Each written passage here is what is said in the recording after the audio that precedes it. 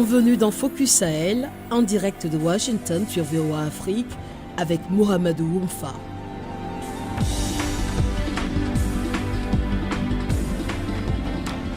Bonsoir à toutes et à tous, bienvenue dans Focus Sahel, l'émission qui vous offre une perspective unique sur la région. Chaque semaine, nous explorons les nombreuses facettes de la vie au Sahel. Au sommaire de cette édition, des familles burkinabées accueillant des déplacés internes font face à des charges supplémentaires alors que le nombre de déplacés dépasse les 2 millions. Au Niger, plus de 18 000 personnes vivant dans la région de Tillabéri ont commencé à rentrer chez elles après avoir fui des récentes violences communautaires. Dans notre fait marquant cette semaine, l'ancien président nigérien Issoufou Mahamadou a présenté officiellement le prix Mo Ibrahim à son successeur Mohamed Bazoum. Notre partenaire de Canal 3 nous parlera des aspects exceptionnels de sa gouvernance. Merci de vous joindre à nous pour ce voyage de découverte et d'information dans le Sahel. Cette émission est diffusée en direct sur la page Facebook de VOA Afrique, sur la page YouTube, évidemment, sur notre site web voaafrique.com.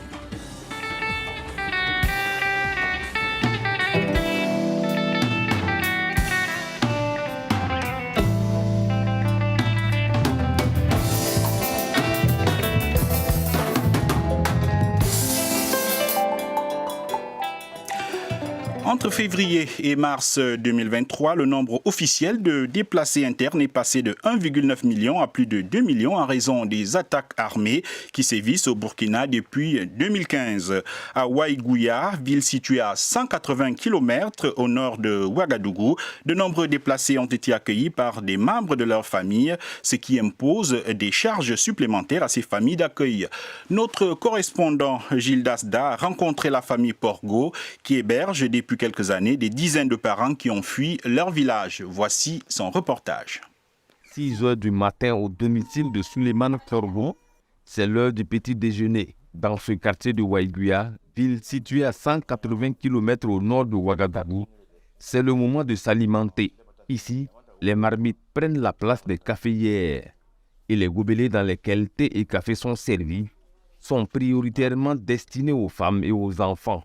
Ça n'est ainsi chaque jour pour ces personnes qui ont dû fuir leur village du fait d'individus armés non identifiés. Chacune des histoires de ces déplacés est un drame. Awa Sawadougou a fui Tougou, son village situé à une vingtaine de kilomètres de là. Ce sont des terroristes qui sont venus nous chasser. Nous étions tranquillement chez nous. Un matin, ils nous ont tous simplement chassés.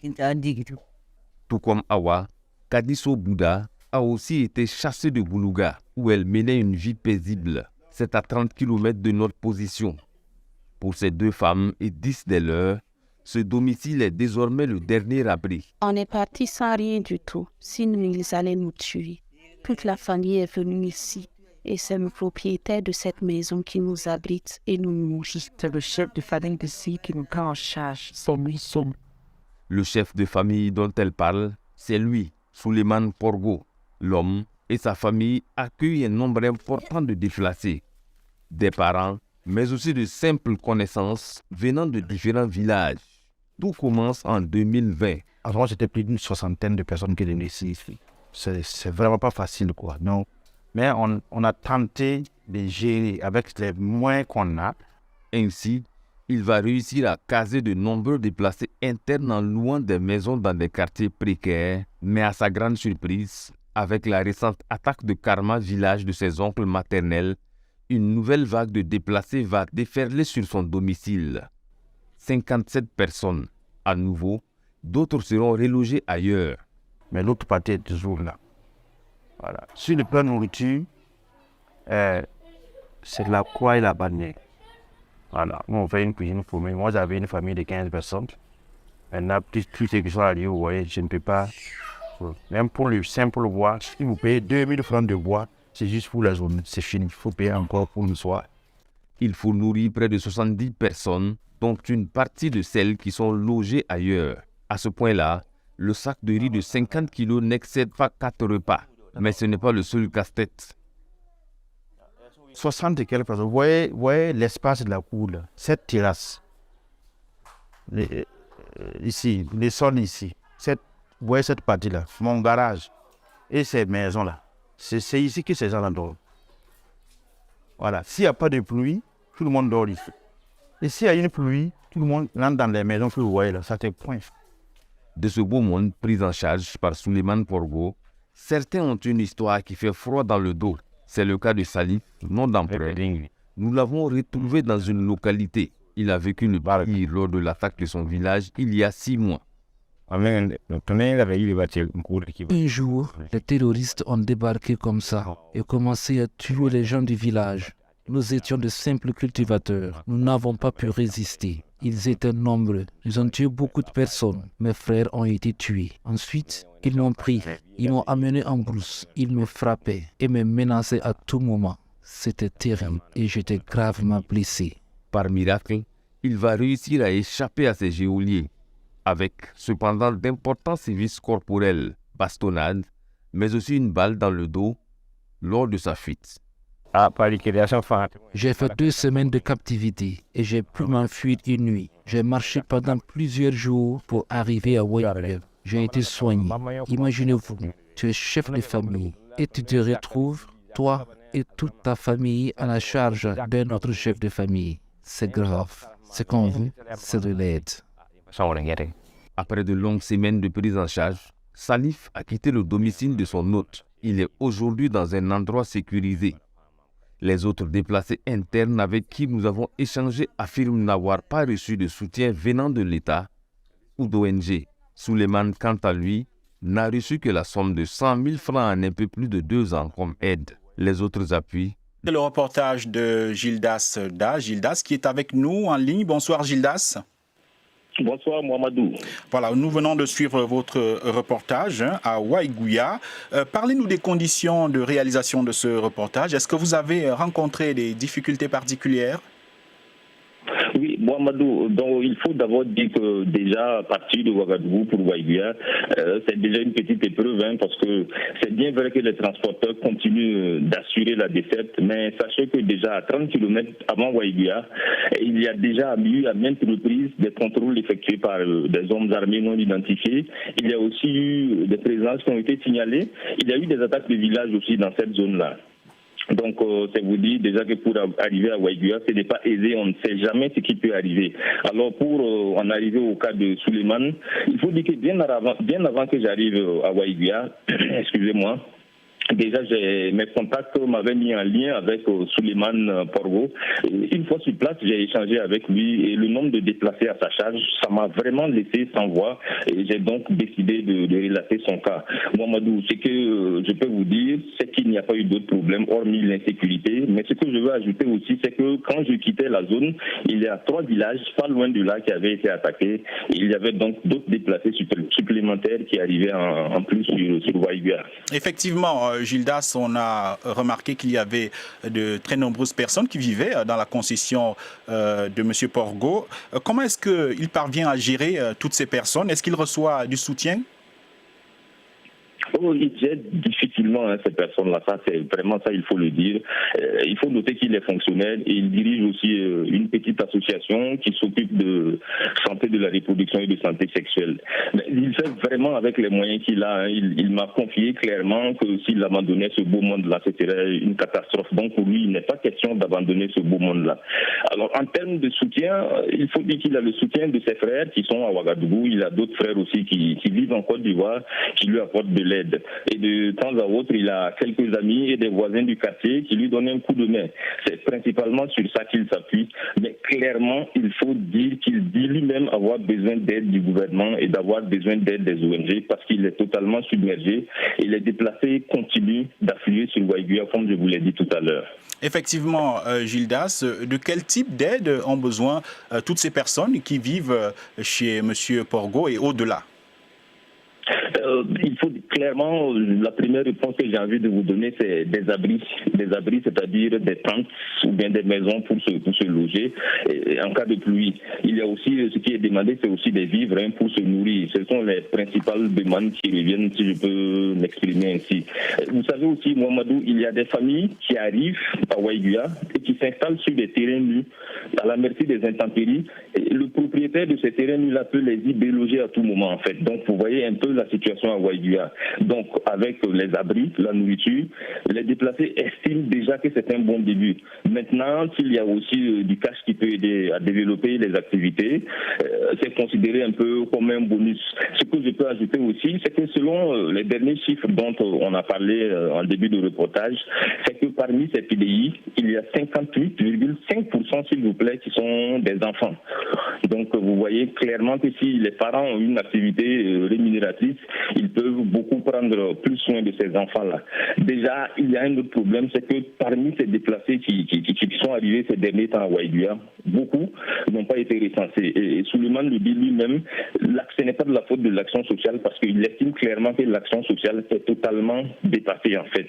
Voilà, l'action sociale est totalement submergée et ça c'est un fait, ça se constate sur le terrain. Dès que vous marchez dans la ville de Waïguya, vous voyez des gens qui rentrent avec ce qu'ils ont pu emporter. Il faut dire que le souhait final aussi de ces déplacés internes, c'est surtout de pouvoir retourner dans leur village respectif parce qu'ils ressentent un peu la situation comme une sorte d'humiliation. Ce que je peux ajouter aussi, c'est qu'à Waïguya, il y a en gros 5 ou 6 sites officiels en fait qui prennent en charge les déplacés internes, mais qui sont totalement débordés. Selon les statistiques officielles, la commune de Waïguya est la deuxième commune qui reçoit le plus de déplacés internes. Donc vous voyez un peu le problème. Tout à fait, Gildas. Merci d'avoir été là. Pour continuer la conversation et avoir une vue globale sur le sujet, nous avons en ligne Emmanuel Gignac, qui est le représentant du HCR au Niger. C'est l'invité de cette édition de Focus Sahel. Bonsoir, Monsieur Gignac. Bonsoir. Voilà. Quel est l'état des lieux des déplacés et réfugiés au Niger où vous vivez et dans le Sahel de manière générale? Oui, mais je peux parler du Niger où je me trouve. Je suis en ce moment à Niamey. On a une situation au Niger, comme vous savez, où la crise humanitaire a commencé avec la crise au Mali en 2012, avec l'arrivée des réfugiés maliens, qui va être bientôt, à partir de 2014-2015, suite au début des incursions de groupes armés sur le territoire nigérien, qui va conduire au déplacement de population, comme on l'entend dans le cas du Burkina Faso. Donc des gens qui passent sous la menace, suite à des attaques, qui quittent leur village en ne prenant pratiquement rien, étant accueillis par les communautés d'accueil la plupart du temps. Il y a eu aussi des sites qui ont été organisés. Alors ça, c'est toute la zone de Tillabéri. On a après ça, de l'autre côté du pays, du côté du bassin du lac Tchad, la situation qui est plus reliée à la situation du lac Tchad, du côté du Nigeria, où on a eu des arrivées assez massives à partir de 2015-2016 de réfugiés du Nigeria, et même chose suite à des incursions de groupes armés, des déplacés internes dans la zone de Difa qui se mélangeait avec les réfugiés. On a eu plus tard, en 2019, la crise dans les 3 États du Nigeria, dans la partie nord-ouest, Sokoto, Zamfara et Katsinga, qui ont conduit au déplacement de plus de 80 000 réfugiés du Nigeria, et qui vont, suite à d'autres arrivées en 2021, alors, déborder du côté de Tawa. Voilà, on a maintenant un aperçu global de la situation, précisément au Niger. Comme on l'a vu dans le reportage qui vient de passer, certains déplacés trouvent refuge dans des familles d'accueil. Quels sont les défis auxquels ces familles d'accueil sont confrontées et comment est-ce que cela affecte leur situation? Alors, c'est très variable, c'est selon les régions. Mais très vite, il y a eu des programmes ici au Niger pour pouvoir, sinon appuyer les familles d'accueil, au moins appuyer les communautés, c'est-à-dire avec par exemple des constructions de salles de classe additionnelles ou centres de santé et bien sûr des distributions alimentaires qui ne visent pas que les déplacés internes et réfugiés, mais également les populations, enfin les familles vulnérables dans les populations et qui permet justement de maintenir une cohésion sociale. C'est une politique extrêmement importante auquel le gouvernement est attaché et bien sûr tous les acteurs humanitaires bien sûr adhèrent à cette approche-là. Ce qui est plus difficile, c'est dans les zones où il y a une difficulté d'accès pour des raisons de sécurité, où les agences humanitaires, soit les ONG ou les Nations Unies, n'ont pas accès ou très difficilement pour des raisons de sécurité. Où les gens, donc c'est difficile d'avoir accès aux populations, donc c'est difficile de faire les évaluations et de pouvoir organiser l'assistance conséquemment. Oui. Alors, globalement, vous venez d'évoquer déjà des problèmes sécuritaires. Quelles sont les autres difficultés auxquelles vous faites face, le HCR et d'autres ONG impliquées dans la réponse à l'accueil, à cette crise des réfugiés au Niger et globalement dans le Sahel? Oui, alors peut-être juste pour rappeler, là, parce que je n'ai pas eu l'occasion de dire, en termes de chiffres, c'est des chiffres moins importants qu'au Burkina, mais au total, on est quand même au-delà de 700 000 personnes qui sont affectées par des déplacements forcés, soit réfugiés, soit déplacés internes. Les déplacés internes, il y en a à peu près presque 780 000, et à peu près 320 000 pour les réfugiés. Les difficultés qu'on rencontre, je fais allusion bien sûr à l'accès, à la sécurité, mais qui met en péril aussi la sécurité des personnes déplacées, y compris les people. Là, je dirais aussi que une des difficultés, bien sûr, c'est les ressources. Hein. On n'a pas toujours toutes les ressources qu'on voudrait pour pouvoir développer, pour pouvoir inclure tous les besoins.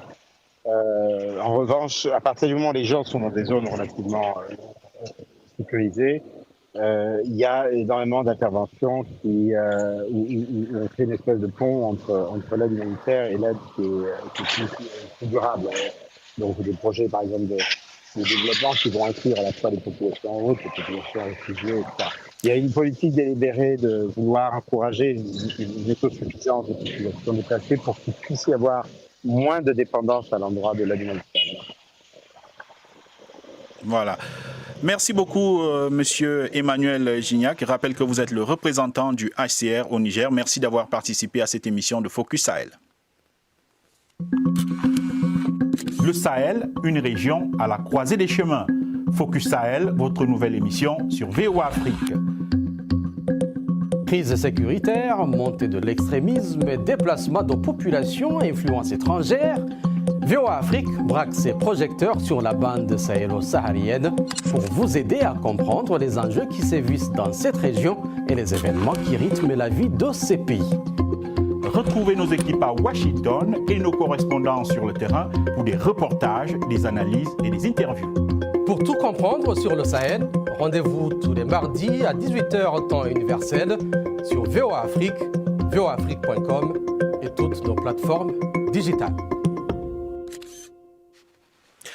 On reste au Niger. Plus de 18 000 personnes ont été contraintes de fuir leur foyer début mai en raison de violences intercommunautaires dans la région de Tillabéri, frontalière avec le Mali.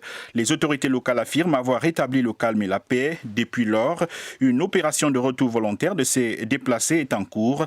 Notre correspondant au Niger, Abdulrazak Idrissa, nous fait le point de la situation dans ce reportage. Une semaine après le début des opérations de retour, plus de la moitié des personnes déplacées est rentrée chez elles selon les autorités locales. Les dispositions sécuritaires notamment ayant été prises d'après elles. Moussa Douma est le maire de la commune rurale d'Ayuru. C'était le lundi, puis quand le ministre était venu, il a demandé à ce que le retour s'effectue le lundi. Donc le lundi, vraiment, on les a rencontrés, on les a expliqué. Bien avant le lundi, les gens sont déjà partis. Donc ceux qui restent aussi de lundi, on les a vus, ils sont partis. Mais certes, il y a quelques-uns qui sont là, qui ont toujours de doutes, qui ont des inquiétudes pour le tourner. Mais malgré tout, il y a des militaires dans les îles. Hein. On a amené les militaires dans les îles le dimanche passé. Et tout de même, il y a quelques-uns qui ne sont pas encore partis, qui sont toujours ailleurs. Mais certainement, la plus grande partie est partie, non pour les partis. Les militaires, c'est quelques-uns vraiment qui ne sont pas préparés pour le roi. Les souvenirs de ces difficiles moments qui les ont fait fuir sont encore vivaces dans les mémoires de ceux qui ne sont pas encore repartis. Fatouma raconte que les agresseurs avaient lancé un ultimatum pour que tous les habitants de leur village quittent les lieux. Cela fait plus de 10 jours qu'elle n'a plus de nouvelles de son époux. Dans ces conditions, elle hésite à retourner.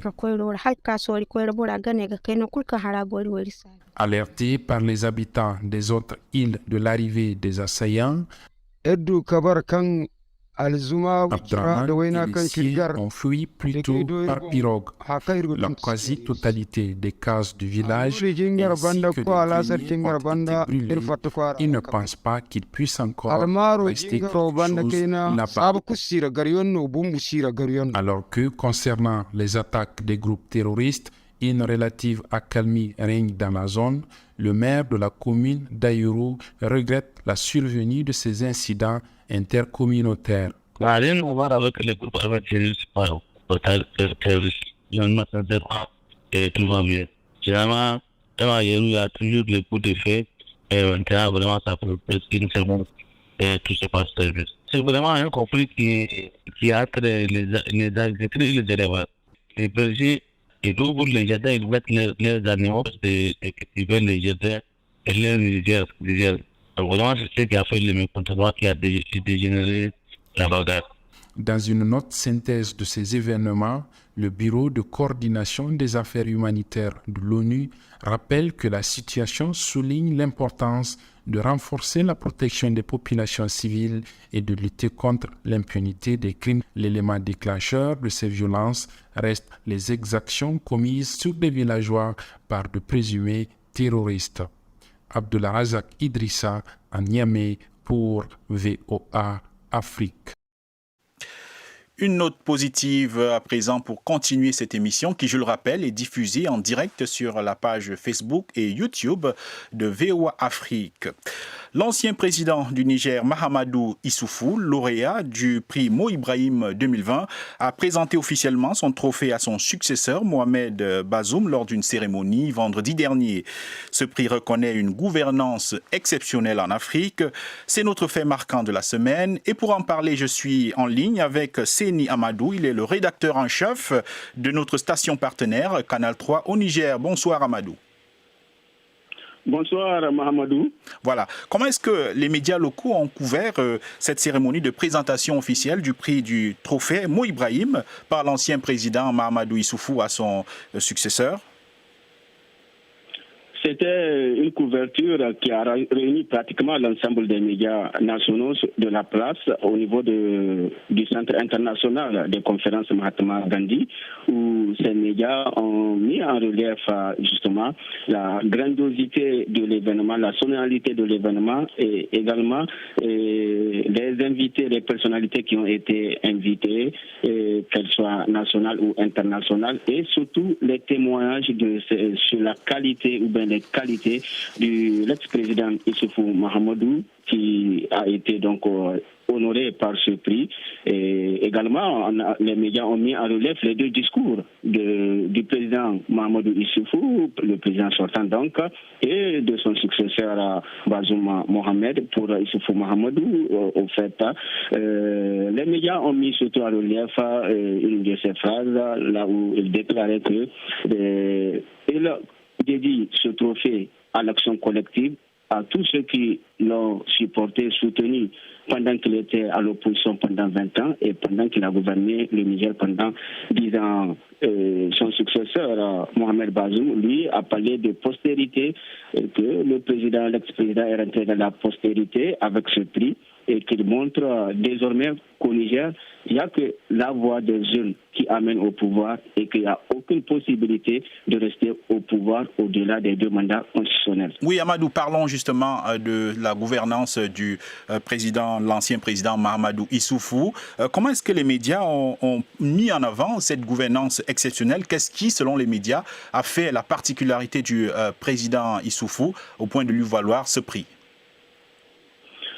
Ce surtout la question de l'alternance démocratique, puisque depuis la conférence nationale de 1990, qui a consacré la démocratique, aucun président démocratiquement élu n'a pu céder ou un autre lui succéder de la voie la plus démocratique. Donc c'est surtout ce point-là qui a été mis surtout en avant et beaucoup aujourd'hui qui commentent cette actualité parce que c'est l'un des points, en tout cas le gros point qui a fait en sorte que ce prix a été décerné à Mahamadou Issoufou puisqu'il est vraiment le premier historiquement à faire en sorte que déjà 2 ans déjà avant les élections de 2021, il a déclaré qu'il ne sera pas candidat et qu'il va céder, ne va pas briguer l'alternance au Niger. Très bien. Merci beaucoup, Séni Amadou. Je rappelle que vous êtes le rédacteur en chef de Canal 3, une station partenaire de VOA Afrique au Niger. Au Mali, à quelques semaines du référendum constitutionnel, la vulgarisation du projet de nouvelle constitution est en cours dans les écoles. Une initiative du ministère de l'Éducation pour aider les élèves à mieux appréhender le contenu de cette constitution à Kati, à 15 km de Bamako. Notre correspondant Georges Attino a assisté à une séance de partage. Au lycée Mambi Sidibé de Kati, le professeur Issa Diawara dispense ses cours comme d'habitude. Le cours d'aujourd'hui est bien particulier puisqu'il porte sur le projet de constitution au Mali. Lors de laquelle on vous demande de répondre par oui ou par non. Ce cours, appelé leçon modèle, a pour but de partager le contenu du projet de constitution auprès des élèves. Nous faisons rarement des cours de ce genre, mais nous souhaitons que ces initiatives se renouvellent. Comme on le dit, la plus belle des connaissances est celle de soi. Nous avons tout mis en place pour que les enfants puissent savoir et comprendre l'utilité de la Constitution. En plus de cela, nous leur avons expliqué les changements entre les projets de Constitution et la Constitution en cours.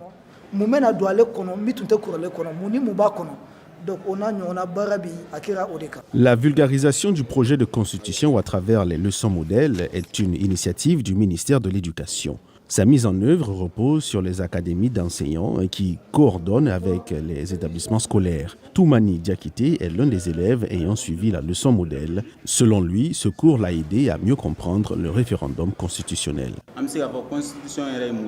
Ce cours m'a permis de comprendre ce qu'est la Constitution et de savoir son importance. En plus de cela, j'ai fait une bonne connaissance de la Constitution. Nous devons savoir ce qui est essentiel pour le pays parce que nous sommes l'avenir du Mali. Les élèves de cette classe n'ont pas l'âge de voter. Malgré cela, ils attendent de jouer pleinement leur rôle qui est de partager avec les amis et les parents le contenu du projet de constitution. Joseph Koulibaly. Nous n'avons pas l'âge de voter, mais vulgariser le contenu du projet de constitution est un devoir pour moi pour aider les uns et les autres à comprendre. Le préfet de Kati, Aruna Diarra, était présent lors de la leçon modèle. Selon lui, cette initiative permet d'anticiper certains problèmes et d'aider à éclaircir les zones d'ombre.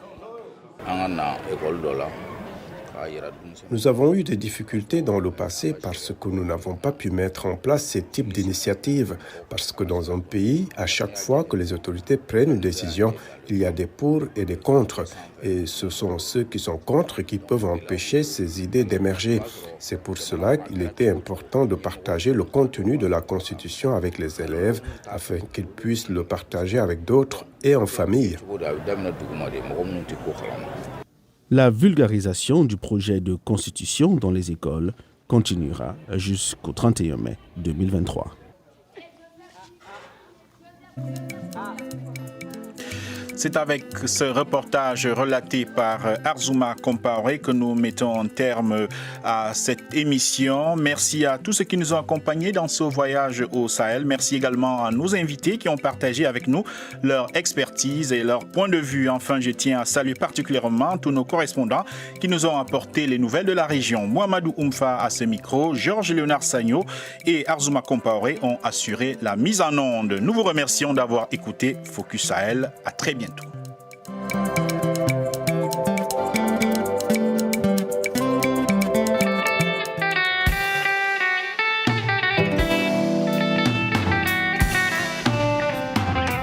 C'était Focus Sahel. Merci de nous avoir accompagnés dans ce voyage à travers l'une des régions les plus complexes de la planète.